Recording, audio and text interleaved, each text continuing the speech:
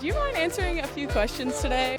We're shooting a series called Husky in the Plaza. We're just going around and asking students some questions. Do you have a few moments to answer some questions? Sure. I'm all for this. Awesome. Okay. How did you find your friends or like your people at Michigan Tech? Oh, for me, all my people really around me are all in the pep band because, I joined the pep band and like that's how I made my social network and stuff. So. How did you find your people or like make friends here at Michigan Tech? Just being genuine and finding people that are also pretty genuine. There's a lot of nice people around here, so it's not that hard. So yeah, just not being afraid to bond with people either. Yeah, and just talking, that's really it.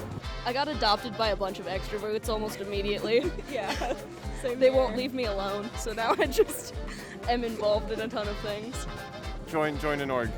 Join swing dance specifically, and you have like so many friends. It is so many. Very true. Basically, I just got involved in a Christian organization, and it just helped me to meet people who were like-minded and they wanted to keep their faith as a center of like their experience in college. Right off the bat, from the first day in orientation, my first year, I met a few people that I've stayed friends with, and then just over time through classes and school events, I've met people and I've made some long-lasting friends. So.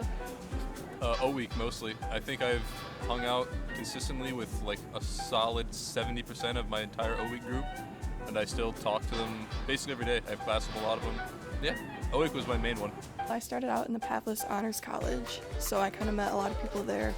And then from there, it was just going out, getting involved in like clubs and activities, and just in classes, just trying to meet as many people as possible. I joined a sorority. Yeah, I don't know what else. I also did that, and she joined my sorority. Yeah. You know, it's like a whole bunch of networking too. So you meet one person in one group, they point you to someone else, and you know, it just grows and grows from that.